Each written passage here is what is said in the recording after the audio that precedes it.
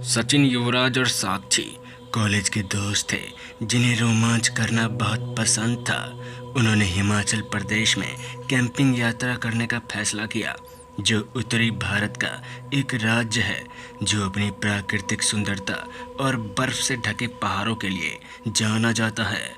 उन्होंने एक बस के लिए अपना टिकट ऑनलाइन बुक किया, जो उन्हें दिल्ली से हिमाचल प्रदेश की राजधानी शिमला ले जाएगी। बस का नंबर 170 था और इसे रात के 10 बजे रवाना होना था। वो लोग रात के 9:30 बजे के आसपास बस स्टैंड पर पहुंच जाते हैं और देखते ही देखते कुछ समय बाद बस में चढ़ जाते हैं। उन्होंने देखा कि बस लगभग खाली थी, कुछ यात्रियों को छोड़कर जो थके हुए लग रहे थे। ड्राइवर कंधे पे गमछा लिए एक हट्टे कट्टा आदमी था। उन्होंने मुस्कुराते हुए उनका स्वागत किया और उन्हें अपनी सीट पर बैठने के लिए कहा। सचिन, युवराज और साक्षी ने खिड़की के पास सीटों की आखिरी पंक्ति चुनी। वे अपनी यात्रा को लेकर उत्साहित थे और एक दूसरे से बातचीत करने लगे। बस चलने लगी और जल्द ही शहर की रोशनी को पीछे छोड़ दिया। समय गुजरता गया। 3 से 4 घंटे की यात्रा के बाद बस जब पहाड़ी और जंगलों से गुजर रही थी तो सड़क अंधेरी और घुमावदार हो गई।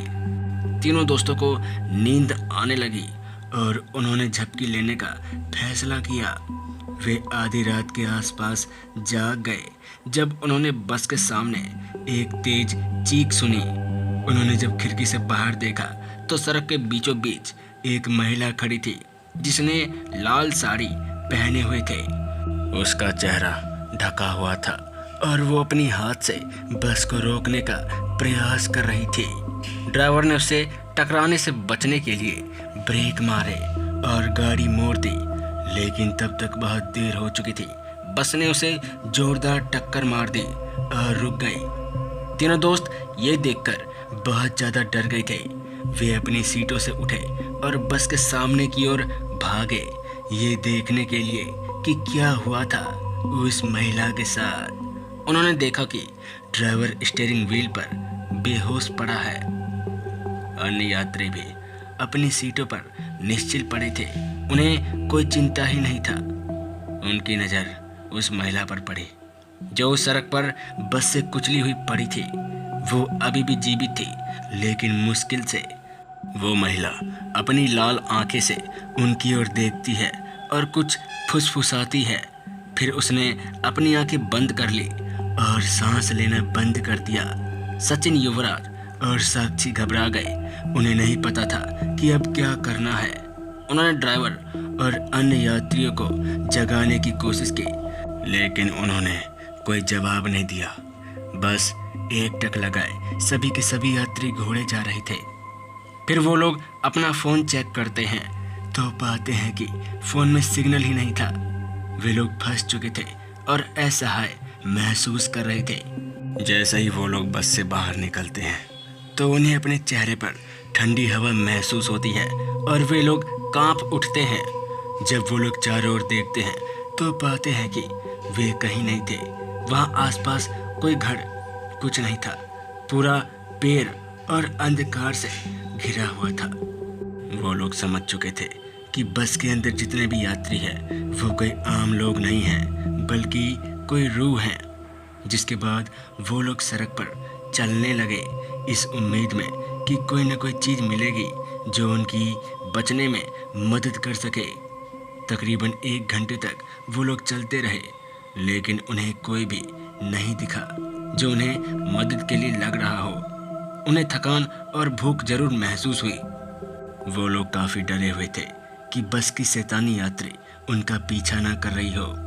खैर, वो तीनों को कुछ समझ नहीं आ रहा था कि करे तो करे क्या। उन्हें बचने का कोई रास्ता दिख नहीं रहा था। बस वो बिना कुछ सोचे समझे चले जा रहे थे। लेकिन जैसे जैसे वे आगे बढ़े उन्हें एहसास हुआ कि कुछ तो गड़बड़ है। यहाँ के पेड़ ऊंचे और घने थे जो चांद की रोशनी को रोक रही थी। हवा मोटी और भारी थी जिससे सांस लेना मुश्किल हो रहा था। उन्हें आश्चर्य हुआ कि क्या उन्होंने गलत मोड़ ले लिया है या नहीं। वो तीनों अपने रास्ते में देखे गए स्थलों को याद करने की कोशिश की, लेकिन उन्हें कुछ भी याद नहीं आया। उन्हें खोया हुआ और भ्रमित महसूस हुआ। वो तीनों दोस्त अपने पैरों के दर्द और माथे पर पसीने को नज़रअंदाज करते हुए तेजी से और तेजी से चलने लगे। उन्हें उम्मीद थी कि जल्द ही कुछ न कुछ मिलेगा जो उनकी जान बचा सकती है, लेकिन जब वो चल रहे थे तो उन्हें एक आवाज़ सुनाई दी जिससे उनका खून ठंडा हो गया। ये एक भयानक चीख थी। ये सुनते ही वे अपनी जगह पर रुक गए और भय से एक दूसरे की ओर देखने लगे। उन्होंने चीख पहचान ली। ये वही चीख थी जो उन्होंने उस लाल साड़ी वाली महिला से सुनी थी, जिस महिला को उन्होंने बस से मारा था। उन्हें आश्चर्य हुआ कि ये कैसे संभव हुआ। जब वो मर चुकी है तो ये कैसे चिल्ला सकती थी। जब वो लोग उससे मीलों दूर थे तो वो कैसे चिल्ला सकती है। उन्हें अपनी रीढ़ की हड्डी में ठंडक महसूस हुई। उन्हें एहसास हुआ कि कुछ तो उनके साथ बहुत गलत होने वाला है। उन्हें यह भी एहसास हुआ कि वे जंगल में अकेले नहीं हैं, कोई उनका पीछा कर रहा है। खैर, वो तीनों उस चीज़ को नज़रअंदाज करते हुए आगे बढ़ने का फैसला करते हैं। वे घूमे और जितनी तेज़ी से भाग सकते थे भागे, इस उम्मीद में कि जो कुछ भी उनके पीछे था उससे बचने के लिए वे बिना पीछे देखे भागे, बिना इसकी परवाह किए कि वो कहाँ जा रहे हैं। बिना जीवित रहने के अलावा कुछ भी सोचे बिना वो लगातार भागते रहे। उनका भागना कामयाब रहा, क्योंकि हुआ ये था कि भागते भागते उन्हें एक चौराहा दिखा जहाँ लाइटें जल रही थी। ये देखकर उन्हें लगा कि शायद अब वो बच सकते हैं। ये किसी गांव टाइप का लग रहा था। ये गांव देखकर उन्होंने सोचा कि अगर गांव है तो कोई न कोई मंदिर जरूर होगा, और मंदिर सुरक्षित जगह है। थोड़ा गांव के अंदर जाने के बाद उन्हें एक मंदिर दिखाई देती है जो बजरंग बली की थी। फिर वो तीनों उस मंदिर के अंदर बिना परवाह किए चले जाते हैं और रात भर वहीं रुकते हैं, और इस तरह उन तीनों की जान उस रात बच जाती है। अगर क्या होता, वो तीनों वापस बस की तरफ चल पड़ते। अगर क्या होता, वो लोग छलावा की जाल में फंस जाते। उन तीनों दोस्तों को ये बस यात्रा जिंदगी भर याद रहेगी, और वो लोग उस रात के बाद से कभी भी रात में सफ़र नहीं करते हैं और कहीं भी ट्रिप के लिए नहीं जाते हैं। कौन थी वो औरत जो उनका पीछा कर रही थी? ये सवाल आज तक उनके दिमाग में बसी हुई है।